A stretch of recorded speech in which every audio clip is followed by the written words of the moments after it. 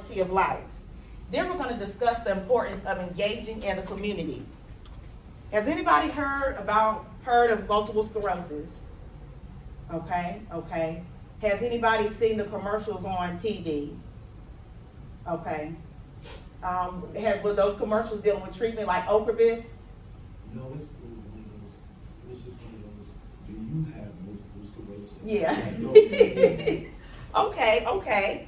Thank you for sharing. Now I'm going to give you all a visual on what multiple sclerosis is, and then we will go from there.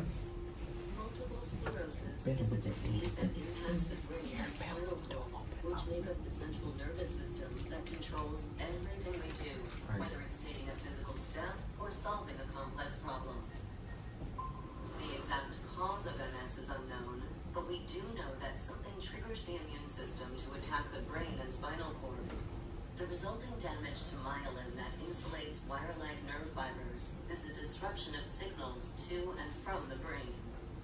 This interruption of communication signals causes unpredictable symptoms such as numbness, tingling, mood changes, memory problems, pain, fatigue, blindness, or paralysis. Everyone's experience with MS is different, and these losses may be temporary or long-lasting. Most people initially have relapsing-remitting MS, where they experience attacks of new symptoms followed by periods of time when those symptoms go away partially or completely.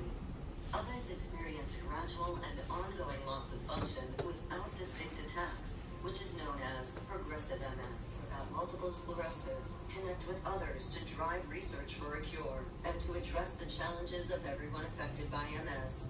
Visit nationalmssociety.org or call 1-800-344-4867. Okay, you all, so that's just a visual on what multiple sclerosis is. I'm going to briefly go over it again. Multiple sclerosis is a disease that impacts the central nervous system. So that's your brain, your spinal cord, your optic nerve, which is your eyes. For unknown reasons, the immune system attacks the central nervous system, resulting in the myelin sheath. And that's like the protective coating over a nerve. So just imagine how like your cell phone cord, if you had it for a while, it gets unraveled. You know how the wires are exposed? That's how the MS nerve looks once it's attacked. Now, that leaves the nerves exposed. So when that happens, it interrupts the communication to and from the brain. And people can have a variety of symptoms. So that can be weakness, numbness, pain, mobility problems, bladder dysfunction, and more symptoms. There's different types of multiple sclerosis.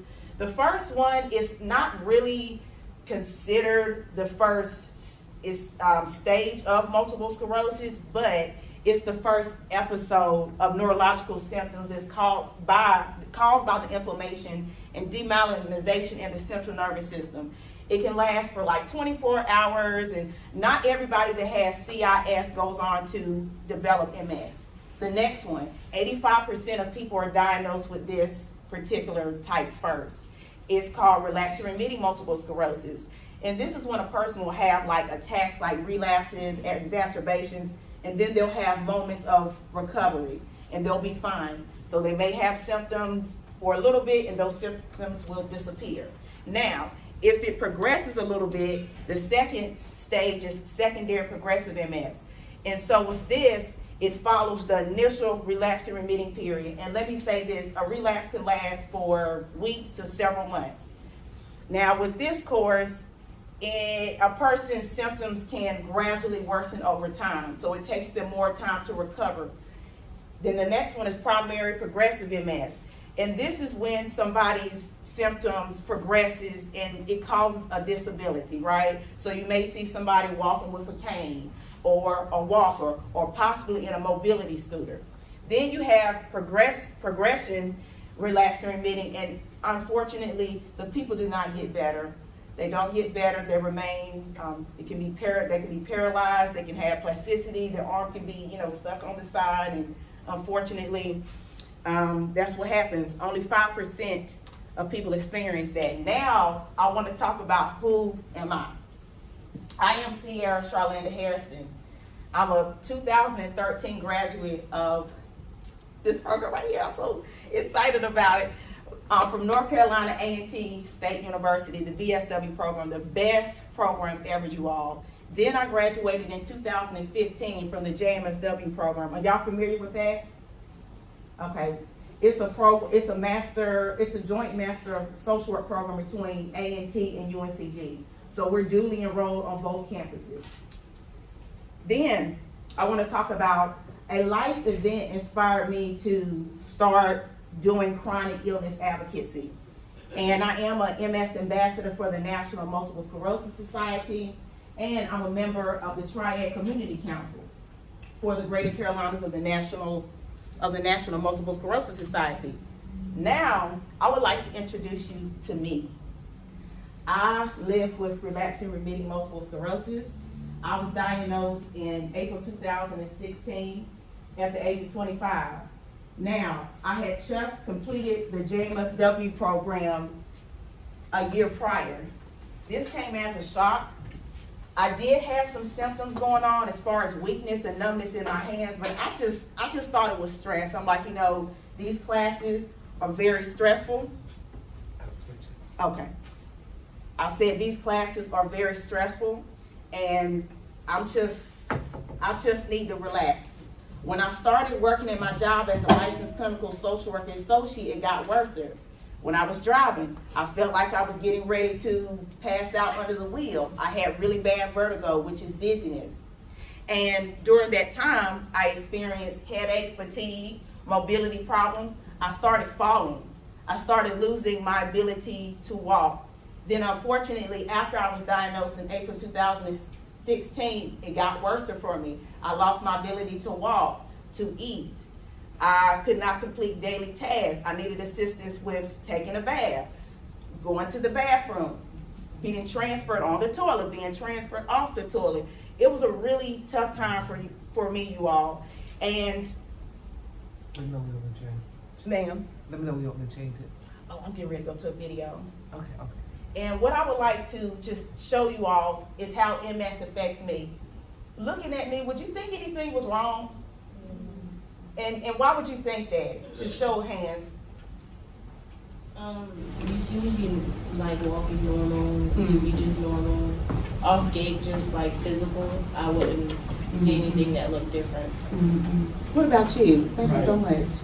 I would say that you're walking around perfectly fine, talking to us, lively, energetic, so you wouldn't think nothing is wrong. Thank you so much. Thank you for sharing that. Now I want to show you all how MS affects me. This is different instances where I'm out in the community and how MS affects me. What's going on here? Well, I got myself a little bit upset. This is what happens when I get myself upset. So my body, my legs and stuff don't want to, cooperate like they need to. My gait is off. And so I'm walking like a little robot here. So probably fall. This is my mother assisting me as my symptoms are worsening. This day I got really stressed out, so this is how stress and fatigue looks on me. And you'll see what happens next. It'll push me down. I was stiff, spasticity.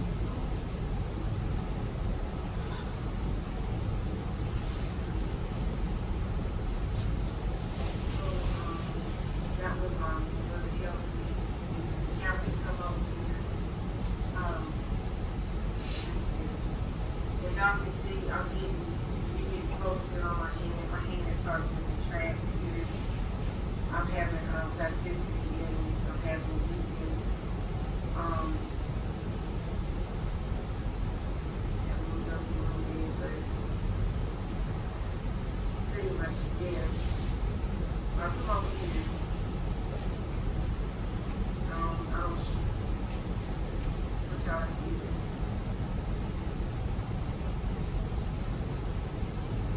However she does it, that's how my hand goes straight. That's how I'm straight.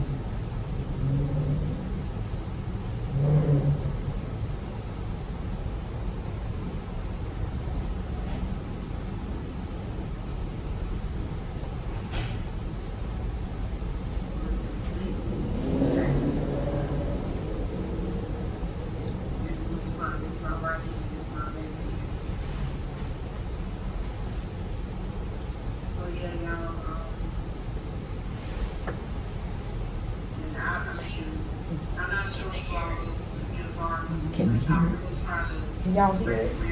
Yes. Yes. Show you all what it looks like. I look good, I'm telling you, I have my bad days. I was not earlier, you got a little upset about something, and then it's just like, it changes just like that. So I really have to, be careful with my room and stuff like that. It's a struggle sometimes. My parents tell me about it all the time. Like right now, I can feel my left leg is moving around. So just like, you gotta be careful. I'm not dying. I'm not dying. It's a part of the disease process. And, I'm still believing in my healing and stuff like that. And, just because incidents like this happen doesn't mean that, I don't believe in God or God didn't say I was healed. It just means that I need to take heed to what God was telling me and reduce my stress. Not let, things get to me, or people or anybody, just go on with my life. But this may last because my treatment's been working really well. This may last for maybe 20, 30 minutes, or may last an hour, just depends. I got very upset.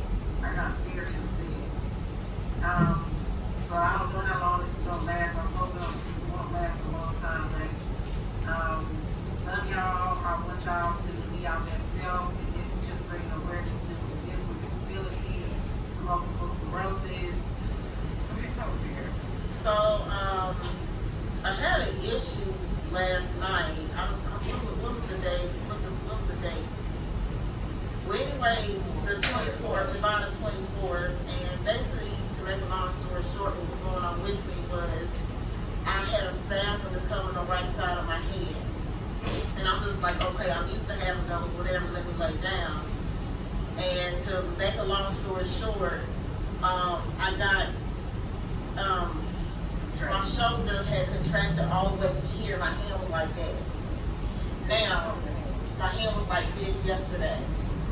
And to make a long story short, I'm in Target. Today is the 25th with my family, picking up something for my cousin. What time is it? It's 8:33. I was saying about 5 minutes ago, I told my family, I'm like, I need to go to the car because I have this same pain on the right side of my head. So I just want to bring the importance of invisible disability to you all. This is what it looks like. I'm walking around normal. It doesn't look like anything is wrong, but I want us to have a conversation and discussion. The reason why I'm wearing this orange ribbon is because it's Multiple Sclerosis Awareness Month. It happens every March. And this week in particular is Multiple Sclerosis Awareness Week. So I thank Dr. Moye for allowing me to speak to you all about this important topic. Not only that, Black women, there was a trend, the last several years they found that more Black women are being diagnosed with MS at an alarming rate, and they have the more aggressive stage of MS. Stay back there. Okay. They have more of an aggressive stage of MS. Now, I've been fortunate. I actually went to my neurologist yesterday for a follow-up, and he told me I'm doing so well. I am now in the mild category, and I get to do my MRIs every year and a half now. So this is my mother helping me.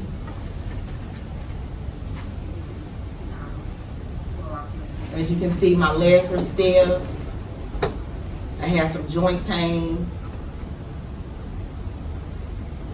And this is assist. So when you see someone helping somebody like this, I needed the assist care.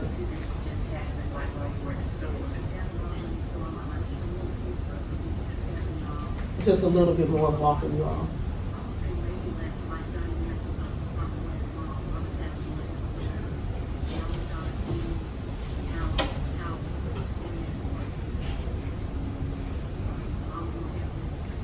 Let's be walking, you all. I'm trying my best to get my feet together. I'm shuffling a little bit. Of course, I was humiliated because I'm doing Christmas shopping, right? I want to think about me having any kind of symptoms, but it happens.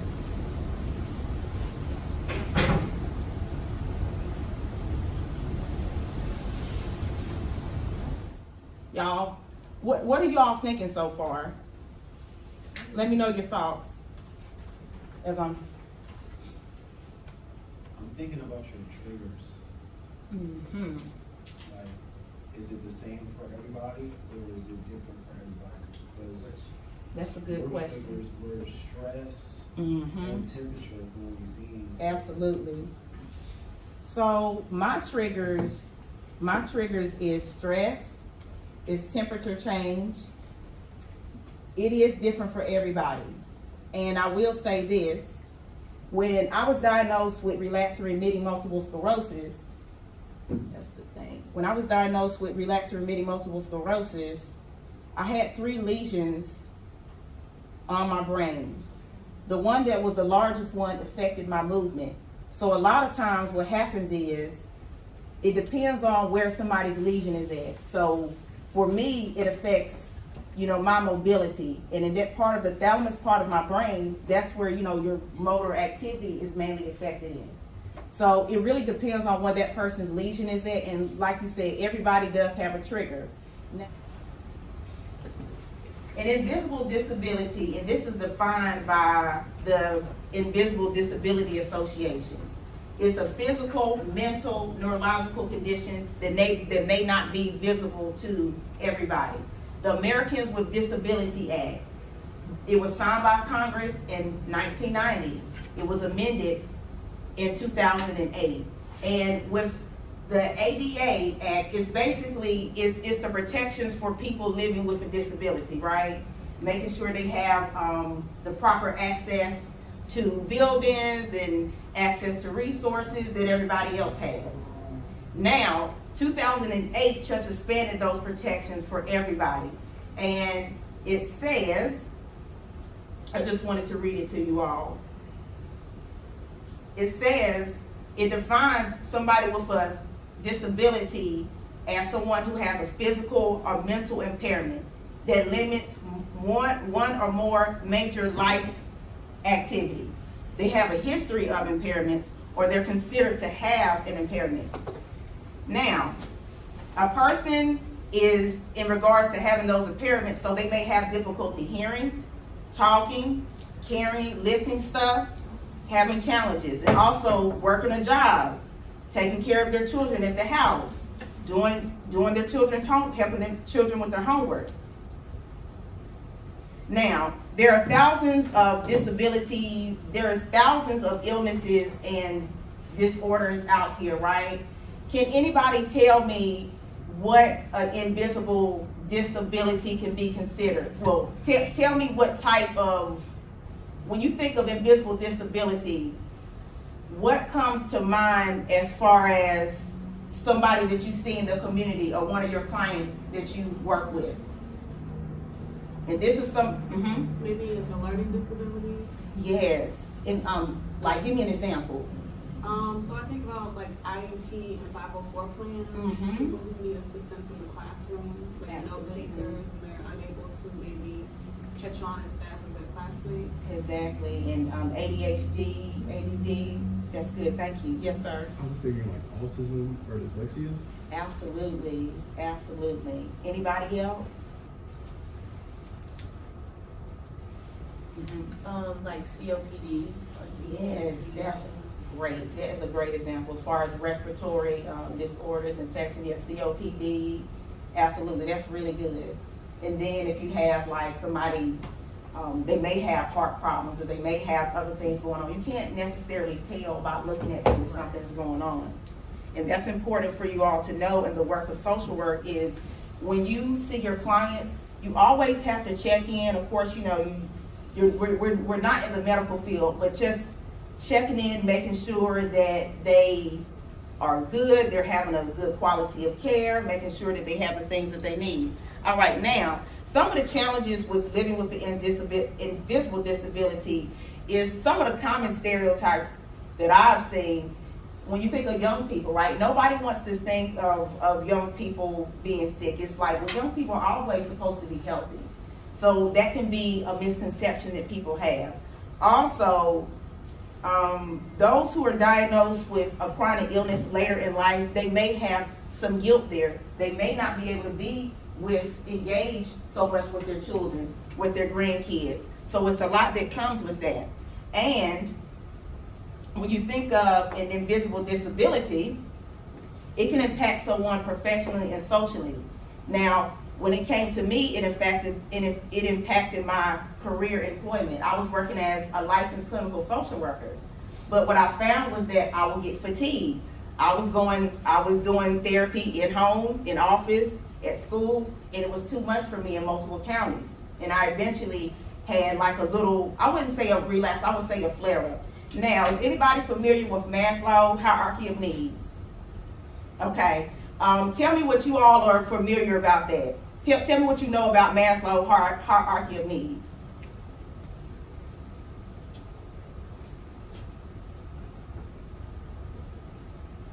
Anybody? I would say it just goes over like the basic psychological and emotional foundation to living a positive life or fulfilling life. Absolutely.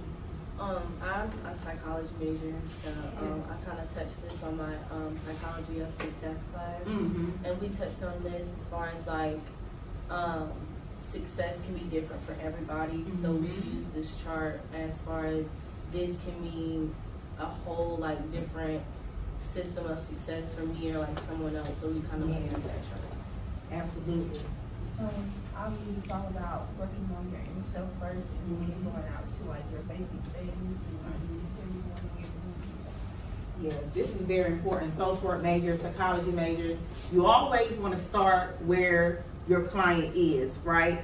And everybody, just like you said, everybody is different, and everybody's needs are going to be different. So of course you start off with the physiological needs. That's the breathing, the food, the water, the shelter. If somebody has a chronic illness, that may be their medication, their treatment, their healthcare team to help them have a good quality of life. So maybe they can work a job. Maybe they can properly take care of their family like they need to, or have the resources that they need to. As you go up this ladder or go up this chart, its course is love and belonging, self-esteem, and self-actualization. You always have to make sure your clients have their basic needs met, because if not, they're not going to thrive and they're not going to get to the next level, unfortunately. So we will go to the next slide. Now, I think I've talked a little bit about this, but kind of the common misconceptions of people who have an invisible disability. Can anybody just talk about one up here on the list that they maybe seen or heard? I could say about like how people see chronic illnesses and stuff like that, because I was in chronic illness, so I'd be able to tell. Oh, yes. So it's just like the way I feel and like my medical situations don't reflect on how I'm going about my day-to-day life. Yes. Because I can look at you and laugh and do all that, but feel like I'm about to die. Absolutely. Yes, I completely agree with you all. So did you all hear that?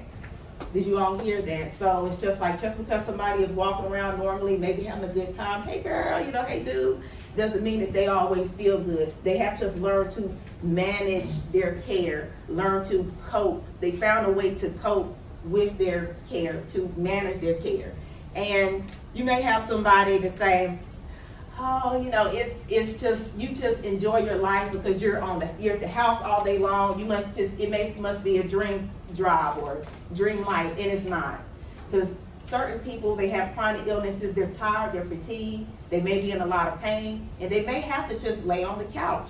They may have to be in the bed for a little bit, but it doesn't mean that they are having a great time. A lot of times people may feel isolated, afraid, alone. They may feel depressed, especially if it's affected their employment, if it's affected the way how they socialize with people.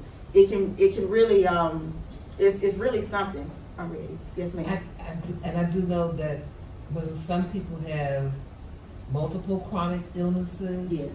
that they may, have that dream lifestyle, Oh, or yes. they may function, they may be able to do everyday ordinary things, Mhm. but then when they have a relapse, Yes. and if they have multiple relapse back to Mhm. back to back, someone may say to them, why are you always sick, Sierra? Gosh, you're sick again, you're in the hospital again. Uh-huh. So it can go the exact opposite. Absolutely. You had that dream lifestyle.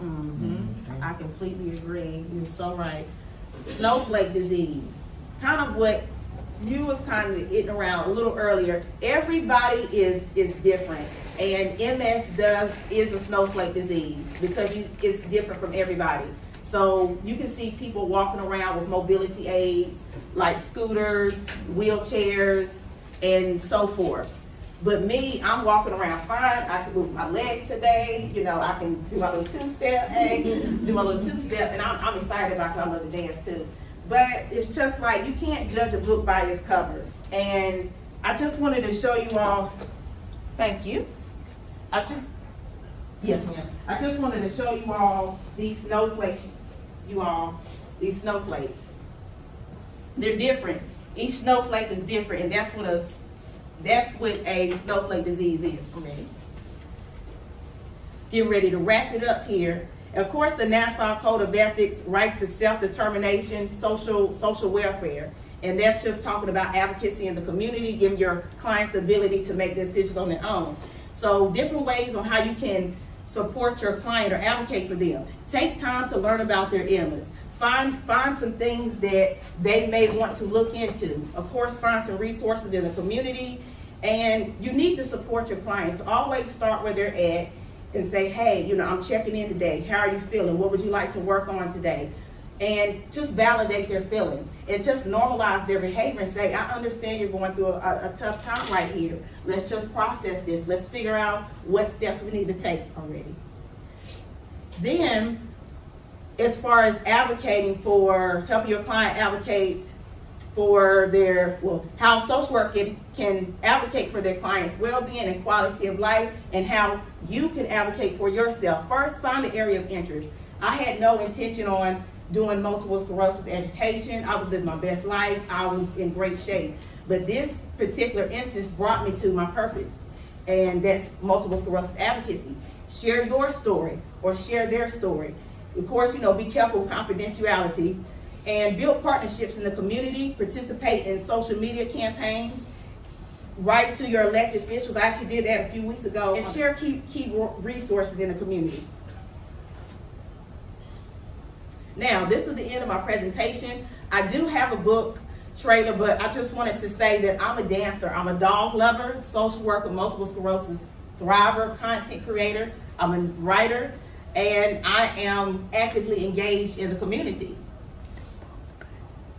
And that's the resources. There's many stories to tell. This is what my journey on. Right after this opportunity. It's just a 2-minute trailer for my book. Is the door open? The door is not open. Took me on a journey of deep reflection. And journaling was my way of opening up my heart, my understanding, and trying to process how my life will be with MS. It's a little struggle for me to drive for a couple of months now, and that's why I needed to start a new treatment. But now I'm on a treatment now for a couple of weeks. I'm feeling better now. I'm getting stronger. So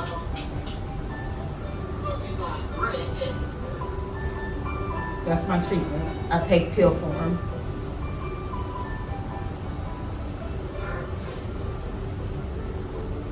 Mobility challenges and MRIs never get hold in my world. My memoir will take you on my journey of quiet personal battles, leading up to a bitter fight with my body and mind to find myself and purpose again after illness. That's my I dad. hope you are inspired to face your challenges, walk through pain, and emerge more resilient than ever. And I have one last part where I wanted to show them that I'm in the community with pictures. So that's my book trailer, you all. This one. This one.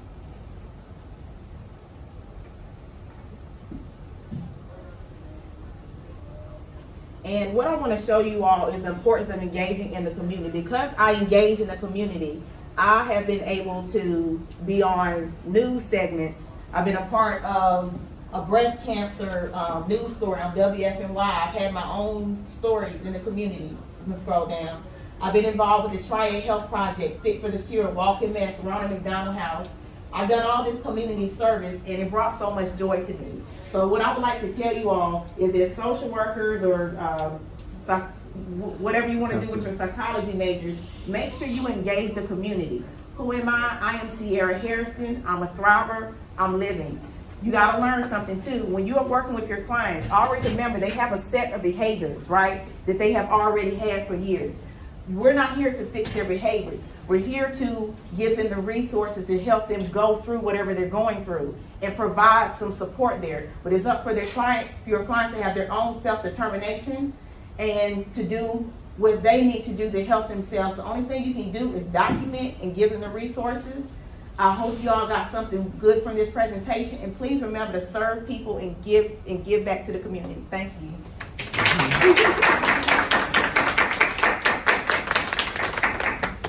Miss Sierra, on behalf of our class and Dr. Moye, we present you this gift card. Thank you for sharing your story. Y'all are so sweet. Y'all so sweet. Thank y'all so much. I really appreciate it. So questions? Oh, yeah, anybody have questions? Oh, yes. I just had a comment. I remember watching this show called Kim's Convenience. Yes. And the mom on the show was diagnosed with MS. And her, because you called it a snowflake disease. And that made sense to me because hers was more of the memory and not the physical side. So it just clicked together whenever you said it. Absolutely. Thank you so much. I just wanted to know what your diagnosis process was like, because that can be very expensive and also very taxing, especially for a Black woman trying to receive medical care. So. Absolutely. So I was the very fortunate ones. My mother is a registered nurse. My sister's a nurse practitioner. So they kind of already knew that something was going on. So I started going to the doctor's appointments a little bit early. But I will say this, y'all, I wasn't believed. I started going when I was 21 years old to the doctor more and more. And she happened to be an African-American doctor who's very, very well known. And that's why you have to educate. So I had a delay in care, to answer your question. And by the time I got to back in her office, I was already walking like this. So it was rough for me. So because I had people in the healthcare field, I was able to, once I got my diagnosis, I was able to start treatment earlier. I am in a patient assistance program. My medication is $85,000 a year. And I just found out yesterday that they're going to make a generic form of it. So hopefully, I'm going to have to get on another treatment. So hopefully it's working. I'll take a Baggio. And so I'm in a patient assisted program. My neurologist is awesome, and he's used to working with a lot of African American women. And so that's been good. Of course, there are communities there are communities of Black women with MS. I've participated in a few of those groups, but I kind of done my own thing. So I was very fortunate, and my mother, she takes care of me. She's able to pay for my insurance. She's able to make sure I have my basic essential needs. So the supports of my family, my healthcare insurance, and my neurologist, that's kind of been keeping me going in the patient assistance program.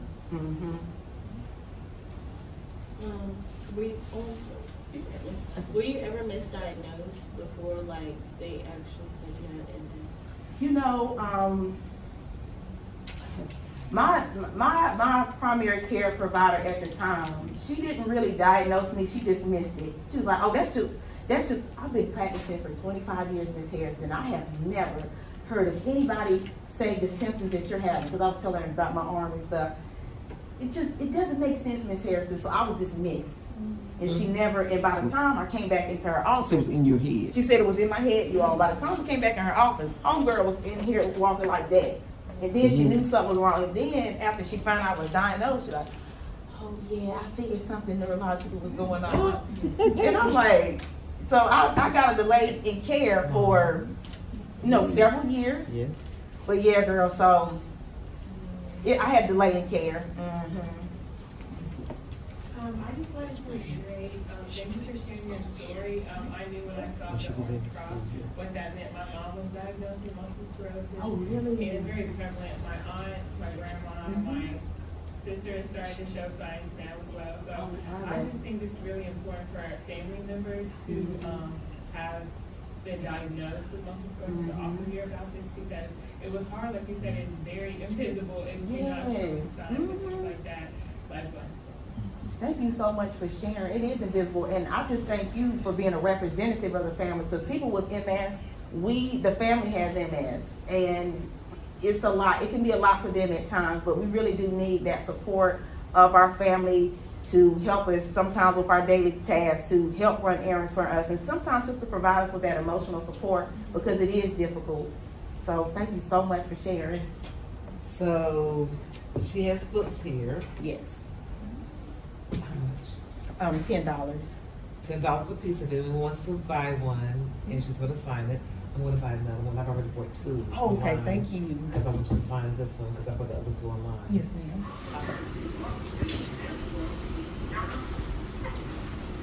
Yeah, we're just talking.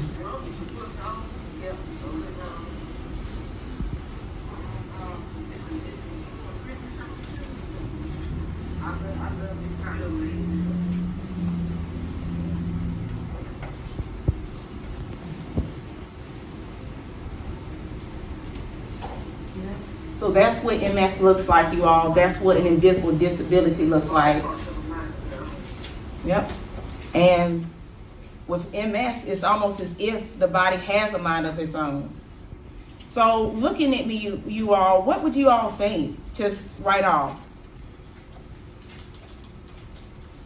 Would you think anything is wrong? Mm-hmm. Yeah. And why is that?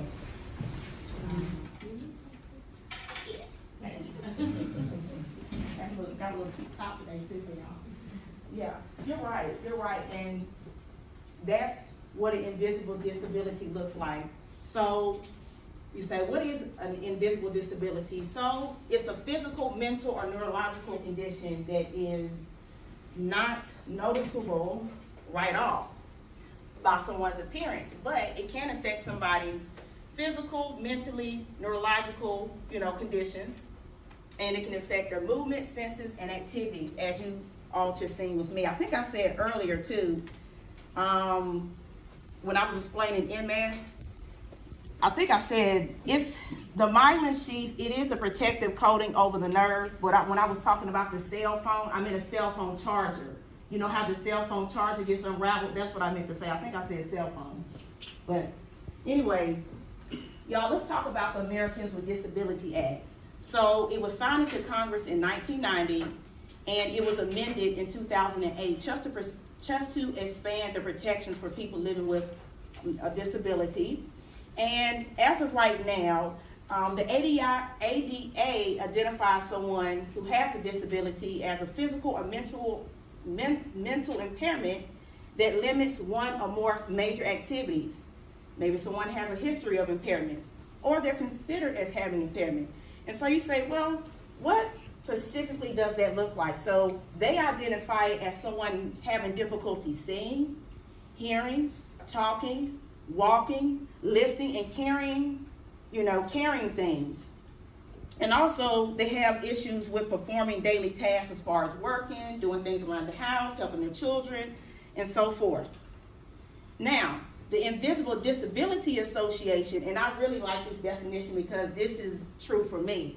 They identify an invisible disability as debilitating pain, fatigue, cognitive dysfunction, brain injuries, vision, hearing impairments, mental disorders, and learning difficulties. Now, as you can see, based off of me, it's not always obvious that somebody has a disability or they have something going on with them. But there are thousands of diseases and disorders out here. All right. Now, aside from what you all seen from me, let's talk about some of the challenges that people with invisible disabilities face. Now, when you think about somebody that's young, most times you don't think of them as being sick, right? You think of them as being healthy and you're young, you're healthy, you're strong, you can fight off this infection, you can fight off this disease. But that's not always the case, and it can be challenging for younger people to live with an illness because they want to be healthy, they want to be just like everybody else, but it can be a challenge. And then when you think about a young adult, in my case, it impacted my employment, it impacted my social life, my dating life, and it affected how I looked at myself.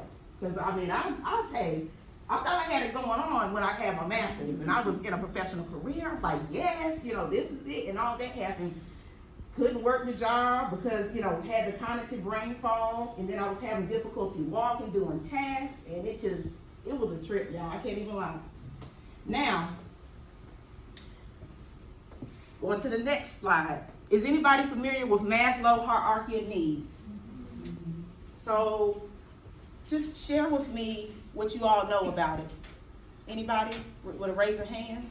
What do you know about the Maslow hierarchy of needs? Or you can just call it out. So without the bottom level, most people can't get the other accomplishments. I love that. You were so right. You were so right when you say that. Anybody else? And I'll get back to, what's your name? Jasmine? Yes. Jasmine, thank you so much. That's good. Anybody else? The chart, right? So when you think of physiological needs, of course, it's breathing, food, water, shelter, clothing, and sleep. But when you think of someone with a chronic illness or a disease, it's going to be medication, right? Their physiological needs, first of all, everybody is different, right? Everybody's needs are going to be different. And as you are assessing your client's needs, I know this is an interviewing class, you're going through your interviewing skills, you're going to find out what your client needs, right? You're going to find out what are the resources that they need. Now, with somebody who's dealing with a chronic illness, it's definitely going to be, medication is going to be at the bottom, some type of treatment, maybe a healthcare team. So they can get to this point where they can work a job or find employment, where they can interact with their family and take care of their family like they will want to. And also so they can retain resources. And so they can come up to this level of loving and belonging, self-esteem and self-actualization.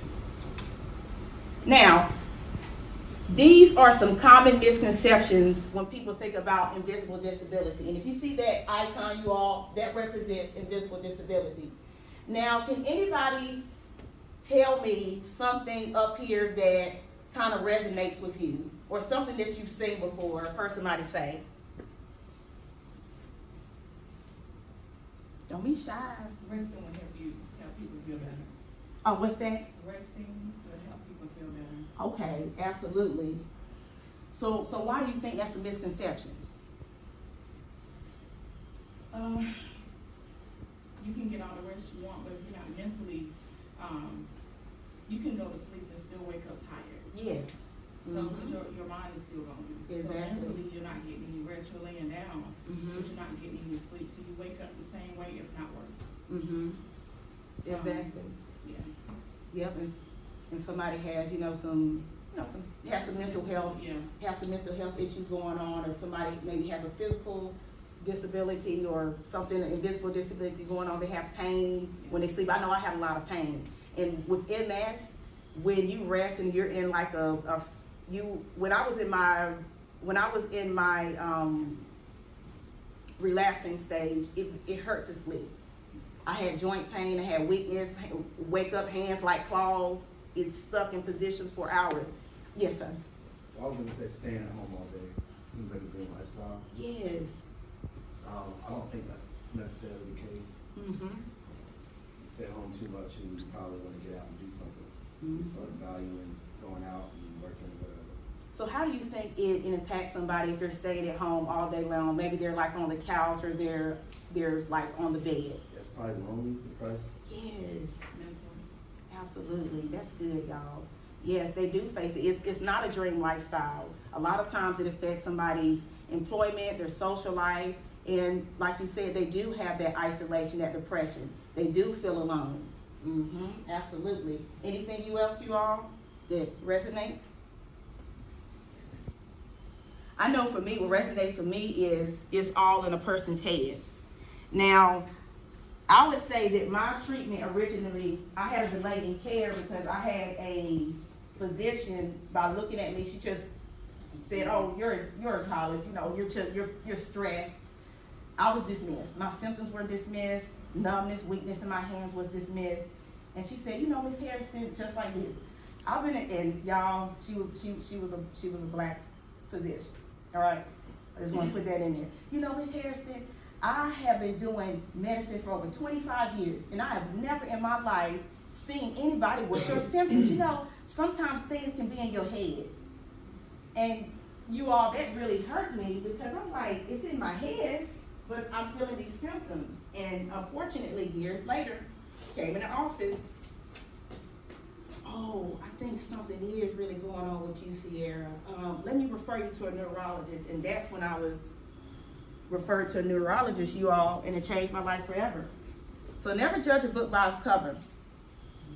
Now, one thing I want to talk about is snowflake disease. So multiple sclerosis, it is a snowflake disease. It presents differently in people. So as you can see, I'm walking around, no problem today. But it just depends on, like, if the weather changes from hot to cold, it affects me. From cold to hot, it affects me. If I'm stressed, it affects me.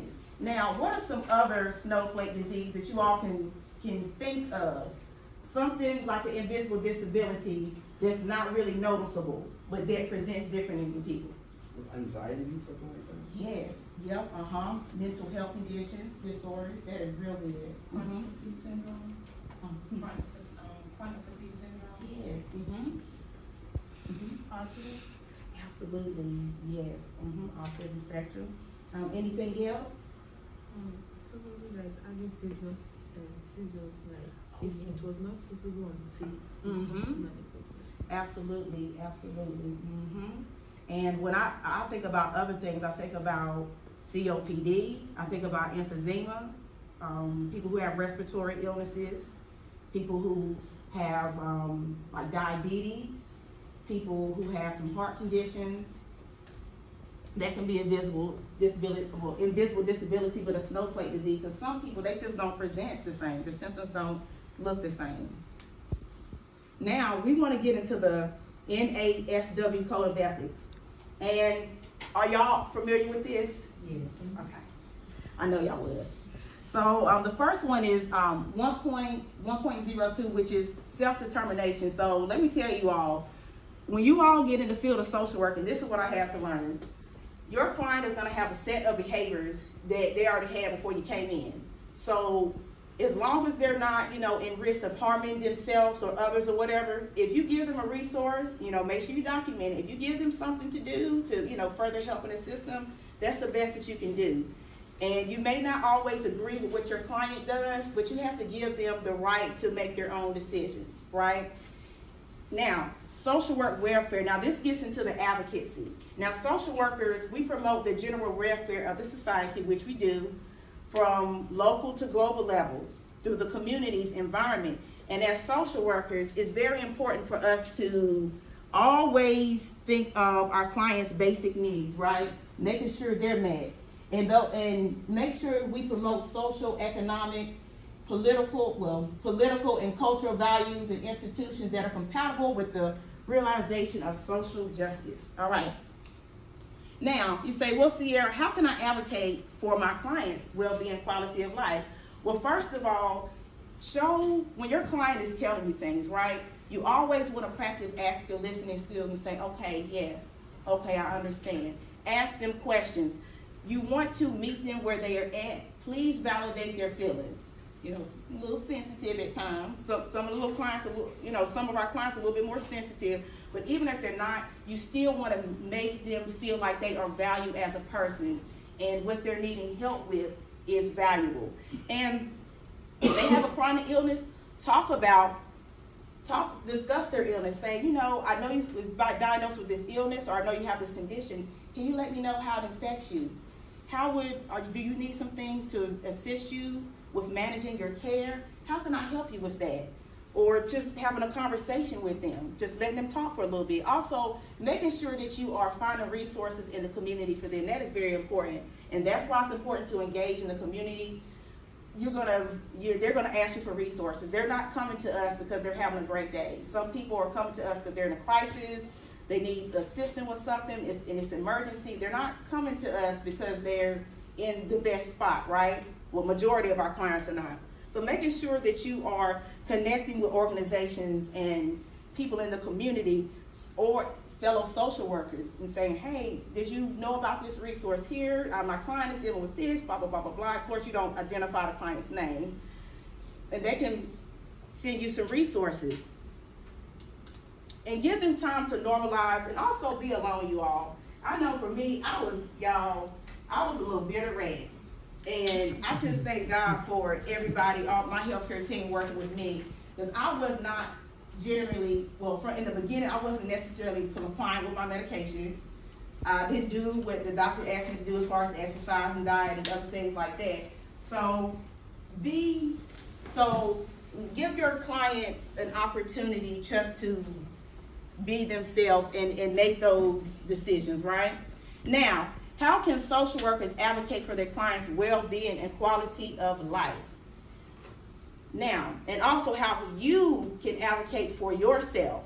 Now, you always want to find an area of interest. I had no interest in multiple sclerosis education. Nobody in my family was diagnosed with it. I thought I was good until it happened to me.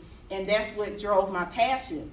And so that's how I found my interest. Also, share your story. Like I'm sharing my story. Like Dr. Brewer gave me an opportunity to share my story, and I really appreciate it. And also share your client's story. Again, don't say your client's name and too many things that will identify them. But just in general, share it to the community so that person can get the assistance that they need. Start a social media campaign. Launch a campaign. Host a community event. I know I'm actually participating in a My MS Movement campaign that the National MS Society is having. And I just talked about how MS affected me. It's a cute little flyer that we can make ourselves. And weeks ago, I engaged with the elected officials. I sent a letter to Representative Tom Tillis, Ted Budd, and Senator Ted Budd, Senator Tom Tillis, and Representative Kathy Manning on behalf of the MS Society on some things that they were looking to do for people with disabilities and receiving funds for multiple sclerosis. So it's really easy, you all. When you all start off in advocacy, it's not going to be like, let me move that back. It's not going to be easy, but if you have a passion there that drives you to want to do those things, then go for it. Your purpose may not be advocacy, and that's okay. But as social workers, find out what you're passionate about, and whatever you're passionate about, that's going to drive change for yourself and for your clients. Now, what I would like to show you is just like a wrap up of this presentation, but I wrote a memoir, and it's called Multiple Sclerosis, The Bitter Battle with an Uninvited Party Guest. Came out last year. I was very proud of that. But I want to show you all my trailer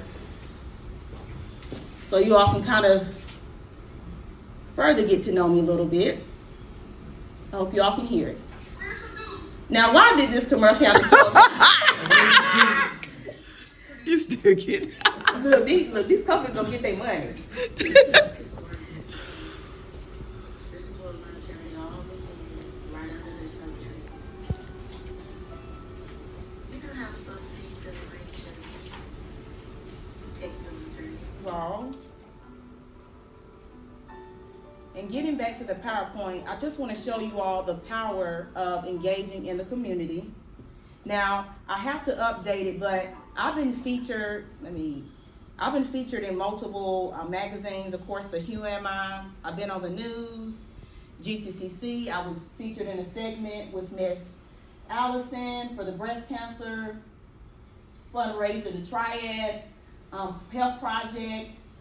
We have done a lot of community service, and based off of that and through the community service that I've done, I actually had the president of the National MS Society reach out to me months ago and asked me to be a part of the Tri-Community Council. But this is the power in community service, you all. You have to go with whatever your passion is. My passion is to serve, right? And this is me. I'm a dancer, I'm a dog lover, social worker, I'm a multiple sclerosis thriver, I'm an MS community volunteer, I'm an MS fundraising participant. I released my book, and I'm a part of multiple organizations in the community for MS. Now, you all, it's not the fact that I had to learn, you all, to live my life, right? And when you see your clients that maybe have a chronic illness or invisible disability, they may be having fun and living their life. They just found a way to cope with their situation and manage their symptoms and care. So you're seeing me now. I look good, I feel good because I found a way to cope. And I coped through engaging in the MS community, being just out here as an advocate and living my life, you all. I'm 32 years old, I'm blessed. I'll be 33 this year. And I'm just gonna live my life, you all. And I really hope that you all will find your purpose in whatever you all do. I know you all are gonna do well in whatever program you're in A&T. I wish the best for you all, and y'all take care. Thank you.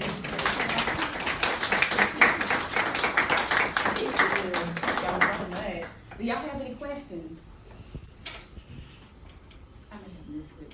I apologize for coming in late. No, that's fine. When you was in college, did you find out that you had MS when you was in college or prior to you going to college? After. I was suspicious though. When I got to A&T, because I got here, I came here late because I started off at a community college, GTEC. So I came here when I was 21. And I don't know whether it was the stress of the courses. I mean, I always felt something when I was at my community college. I'm like, ooh, I'm a little numb here, or my finger was moving by itself. But when I got to A&T, I hit them books hard. And one of my triggers was stress. And I'm like, God, I'm having a lot of pain in my arm here. I'm having a lot of numbness. Something's going on with my walking. So when I went to my primary, each time, Miss Harrison, you're fine. You know, she didn't see a family history of MS. And so I would say my care was delayed. And when I found out, it was too late. And I found out a year after I graduated from grad school that's what I had. Sierra. Also too about the classes and stuff. You said what now? Classes and stuff. How you was experiencing it during the class of fatigue and the Thank you, stuff. Mom. That's my mama. I love her. Y'all, my classes, I'm gonna tell y'all something. Y'all have the best professors ever. Like, I cannot speak to the amount of respect that I have for all the professors in the VSW program and MSW program. My professors, some of them came to me in my MSW program, they were like, Miss Harrison, something is going wrong with your writing. I've seen you write better papers. Is there something going on? I'm like, oh no, Dr. So-and-so, I'm just stressed, or I've been hitting the books hard. But in my mind, I knew something was wrong because it was kind of hard for me to put together sentences. I know my paper was a little crappy, but I was hoping he and she would give me a little break. But they did by letting me do it over again. So I was having, thank God they did that, y'all. Them C's were, hey, they was in my feature, them C's, and I would have been out of that program. So I had a lot of cognitive brain fall during that time as well. Yep. So Sierra, do you think it was delayed because you didn't necessarily fit the profile, meaning that most of the time people think about multiple sclerosis, the average profile is a white woman in mid-40s being diagnosed. Do you think that's one of the reasons? Absolutely. I definitely think that was the reason, Dr. Brewer. I didn't fit the profile of a middle-aged white woman being diagnosed with multiple sclerosis, and there was not a lot of research with Black people with MS. I know it's starting to be now through the work of Dr. Mitzi and some other Black neurologists in the community.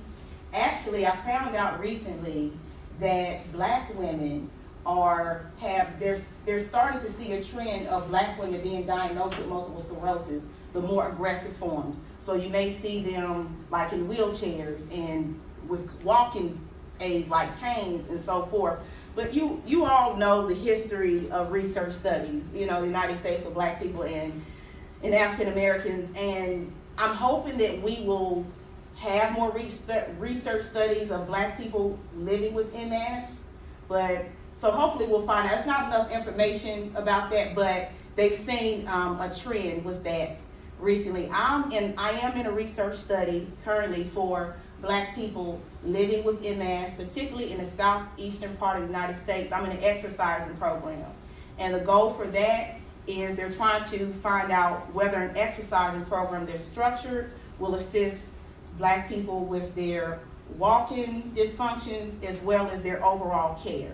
So I think I'm doing pretty good in the program, but you all, we need more research. And like Dr. Brew was saying, we don't fit the profile. And honestly, it's not enough research out here for us. So hopefully there'll start being some more research. More research is being done in the community for Black people, African Americans. So like I came in late too, so Mm-hmm. Oh no, that's fine.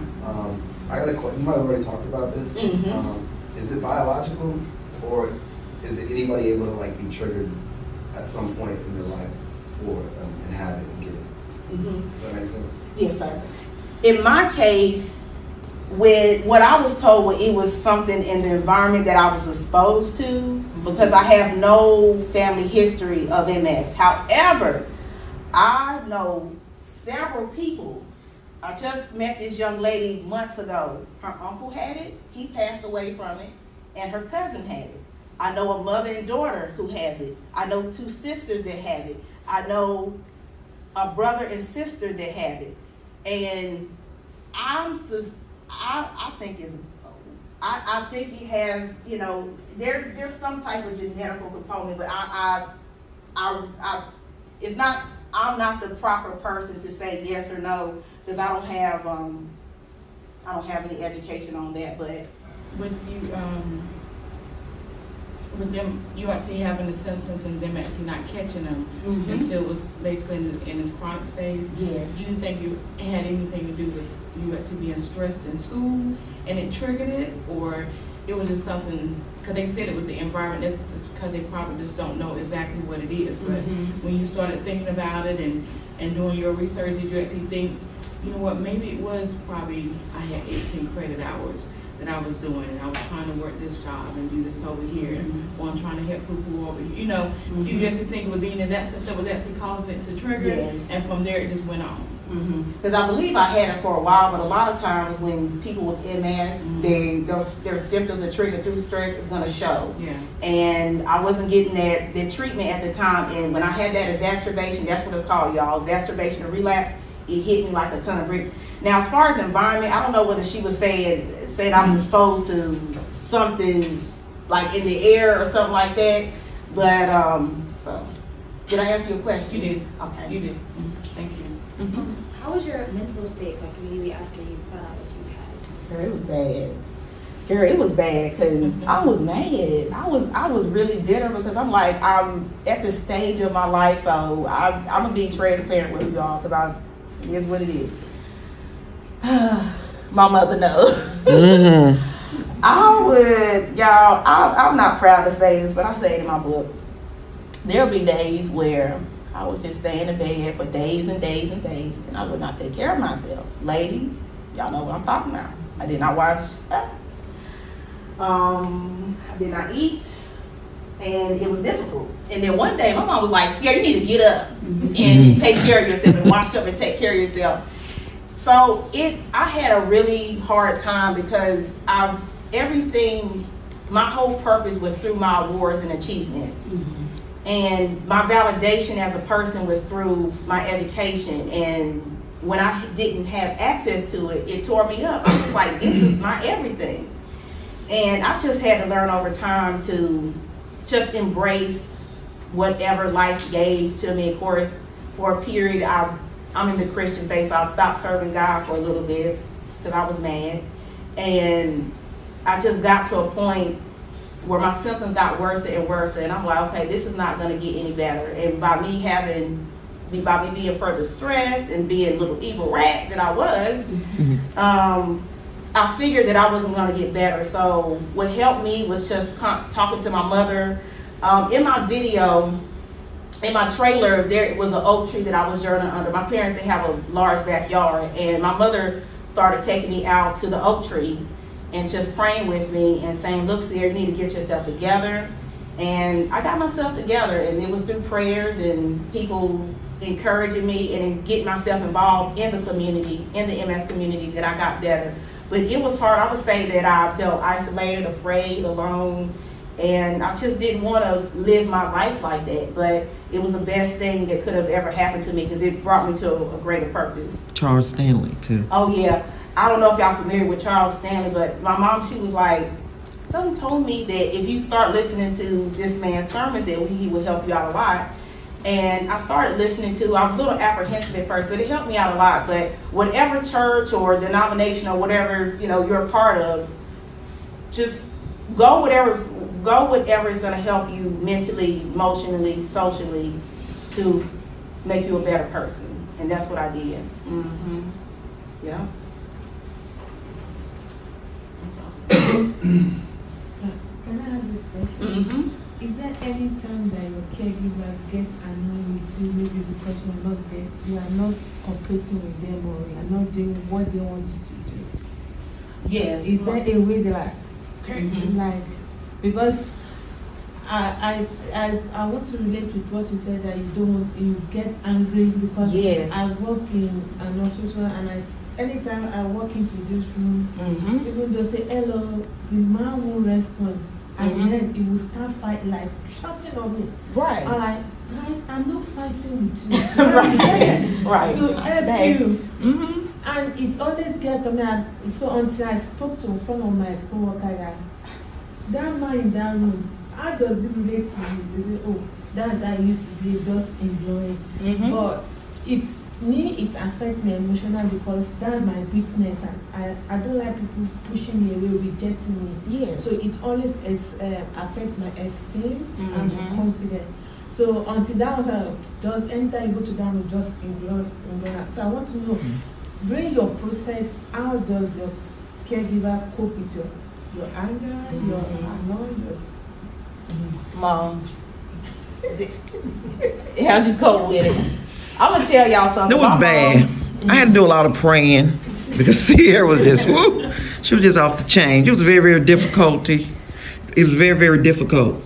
But I had to do a lot of praying, and I had to remember that it wasn't her that was really acting out per se. It was the disease that was really affecting her. Yep. But it was hard. I had to do a lot of praying. And by me having the nurse background, I had to I had to do tough love in a way, since she was my child. I had to let her know, just like she said, I try to be empathetic to her, not sympathetic, empathetic to her, right? So I try to talk to her and encourage her, but it wasn't working. So I had to use tough love. And just like she said, I told her one day, get out of that bed, get up. I said, we're not gonna have a pity party. I said, I'm not gonna have a pity party with you. I said, get up, get yourself cleaned up. I said, get yourself together. Oh, she cried and boo-hooed and everything else. She was mad with everybody. She was mad with God and everything else, but it takes a lot of patience. So I would say, just remember that it's not the person, it's themselves, it's the disease that's driving their behavior. So it's going to take a lot of patience, you know, just as long as you're doing what you can do, that's all you can do. And what I always say, at the end of the day, when I go home and lay my head down, I know I've done the best I can do. And my mother, she grew up as a sharecropper in eastern North Carolina in 1960s. And so my mama didn't play. So she stopped taking my calls at work. I said, Mom, I'm so mad. I'm mad at God about, she's like, girl, stop calling me. Click. She stopped taking my calls when I was complaining. She was like, I don't want to hear it, Sierra. She's like, take it over to God. I'm like, but I'm mad with God right now. So she showed me tough love, but like my mother was saying, it was rough. It's not you as a person. It's just whatever that person is dealing with that is driving their behavior. So don't take that rejection as them saying, "Oh, you're not worthy to help me." It's just something that they're going through, and honestly, they're gonna push you away. Yeah. But just keep trying. Give them a little space. I said baby steps, little bit at a time. Absolutely. Thank you. You're welcome.